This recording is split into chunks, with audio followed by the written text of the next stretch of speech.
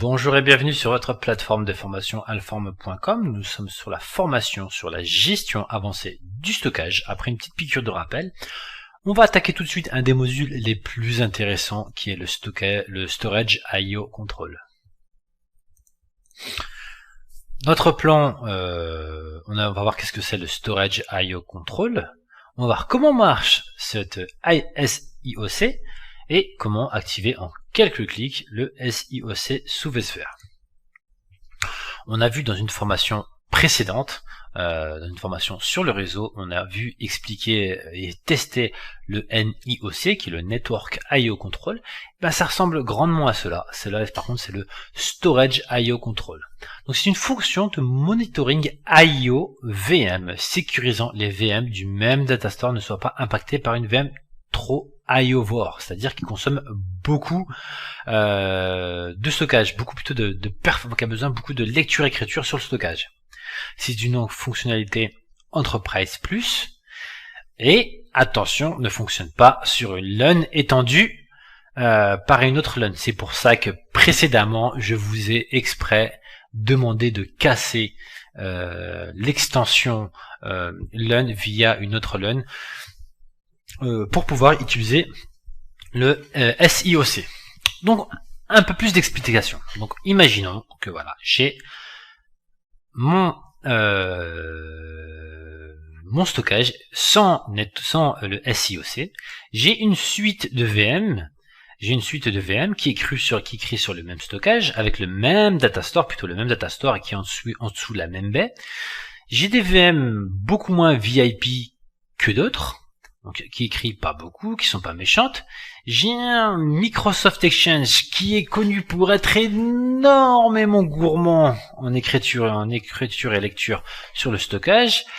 J'ai un online store, c'est-à-dire un stockage qui est pareil, énormément gourmand en stockage. Mais qu'est-ce que je vois? Je vois que par contre, ça c'est le flux représente l'épaisseur des points représente l'activité de I/O des VM sur le stockage, mais là je vois que mon serveur d'impression, mais mon serveur data mining, comme on pourrait le qualifier, de recherche intelligente sur base de données big data, consomme énormément d'I/O et risque d'impacter, et même de manière sûre, impacte les performances de mes deux VM. Ben, le Storage I/O Control permet de définir ces deux VM là en tant que VIP et que ce soit celles-ci qui ont besoin d'avoir la plus grande priorité sur le stockage au niveau I/O. Donc il faut que ce soit ces deux VM là qui puissent qui ont le plus de performance sur la baie. Donc voilà, avec I/O Control, on peut donner certaines VM des priorisations sur le stockage pour des VM et en calmer un petit peu d'autres. Comment marche SIOC? Je vais pas essayer de rentrer trop dans le détail, car après ça va être, je risque de vous perdre et en plus surtout ça va sortir très rapidement. Grosso modo, comment marche? En fait, vous avez un scheduler, c'est une espèce de grande table ou un truc qui planifie, un planificateur qui a une fonctionnalité qui s'appelle I/O injecteur qui calcule qui une fois tous les 24 heures, lorsque la baie est en faible activité, donc généralement ça va scanner en pleine nuit ou ce que la baie travaille le moins possible, et ben cet I/O injecteur va commencer à injecter le maximum d'I/O possible pour calculer les performances de votre baie, pour voir comment elle fonctionne, comment elle marche, combien je peux faire de lecture, combien je peux faire d'écriture, comment votre baie répond aux ESX. Donc ça, c'est les ESX qui effectuent cet I/O injecteur qui est orchestré via le mécanisme SIOC. Du coup, en fait, et une fois qu'on a certaines données, on connaît comment marche votre baie, on connaît les limites de sa baie, jusqu'où elle peut aller, combien on peut avoir d'écriture concurrente, et ben le SIOC va commencer à surveiller l'état des VM et limite si besoin une VM qui est trop gourmande en IOPS. Donc si une VM vient pilonner le stockage et qu'on lui a baissé sa priorité, et ben le SIOC peut la freiner, peut rabaisser sa priorité pour donner accès à plus d'autres. Donc, comme on peut voir, donc Online Store, ici, on a toujours nos VM VIP, et VIP. Ici, on voit que voilà, le data mining pilonne beaucoup mon data store. Et donc du coup, ici, elle est très contente avec le petit visage vert. Mais par contre, mon serveur Microsoft, qui est normalement les VIP, qui sont les VM les plus sensibles chez moi, eh ben, je suis pas content car je me retrouve pénalisé à regarder la taille des flèches. Eh ben, qu'est-ce qui serait idéal pour nous dans notre design et dans nos besoins? Ce serait plutôt d'offrir vraiment une priorisation sur ces VM-là, donc de les rendre très contentes, de pouvoir avoir les ressources qu'elles ont besoin et de calmer un petit peu la joie du data mining.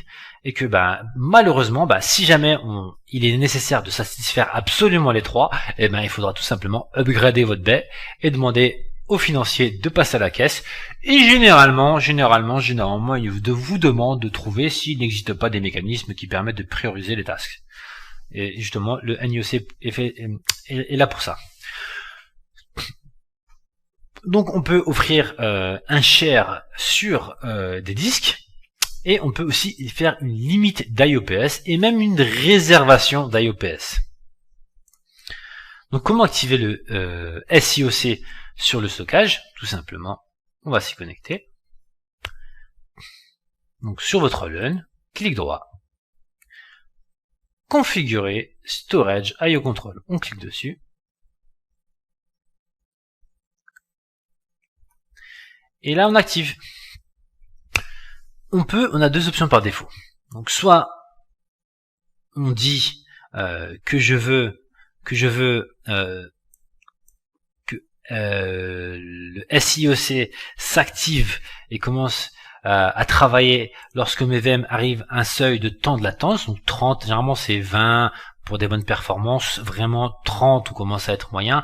Au-dessus de là ça peut poser problème. Donc si on a une latence de 30 millisecondes, donc là je veux que SIOC se mette à faire un peu de ménage, limite et autres en tout, si des VM arrivent au-dessus de 30 millisecondes.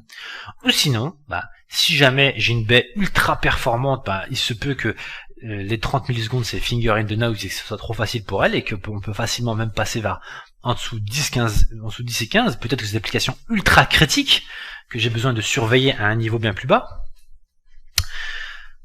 Et bien on peut définir un pourcentage, donc comme on a vu ensemble que le scheduler, l'IO injecteur, va venir calculer les capacités maximum de NodeSX, et va voir un petit peu lequel sera son débit de points, donc son plus haut niveau d'IO, et on pourra lui dire, quand tu arrives au-dessus de 90 secondes de ton débit de pointe, commence à activer ton mécanisme pour pouvoir limiter certaines VM. Donc voilà. Et là, ça permet d'exclure les statistiques des entrées-sorties de SDRS. Donc le storage DRS, qui est la migration intelligente qu'on va voir un peu plus tard. Donc ça permet d'exclure ces statistiques-là, parce qu'en effet, ce SDRS effectue des mouvements. On fait OK, tout simplement. Donc là, on l'a activé au niveau de notre data store, mais là, il faut se rendre ensuite à la VM. Je me rends dans ma VM.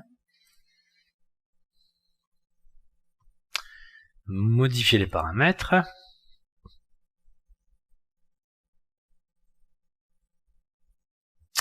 Je me mets sur mon disque. Et là, j'ai une suite d'options. Donc, on a vu que je peux lui donner un share.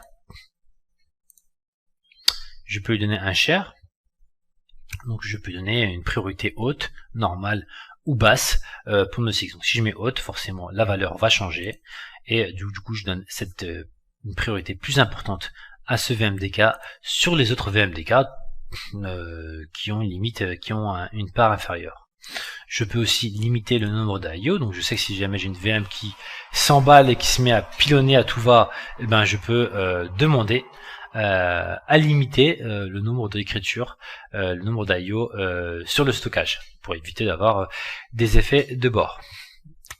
Et puis ensuite il suffit de mettre OK et vous aurez. Là, si on regarde sur notre RDM,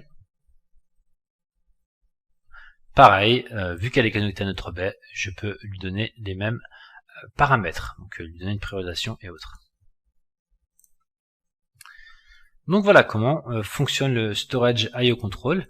Tout ce qu'on peut faire nous maintenant, c'est l'activer, parce que comme on a vu, il y a l'IO Scheduler qui va se lancer, qui va devoir calculer un petit peu comment marche le SIOC. C'est pas quelque chose qui est facile à tester en lab, donc on pourra pas le faire malheureusement. On peut l'appliquer, mais on pourra pas le prouver par X et Y, parce qu'il faut laisser le temps à votre IO injecteur de faire son calcul, de pouvoir mettre de pouvoir avoir plusieurs VM sur le même stockage et les faire travailler ensemble. Donc voilà ce qu'on a couvert. On a vu qu'est-ce que c'est que le Storage IO Control, comment marche le Storage IO Control et comment activer sous vSphere le SIOC.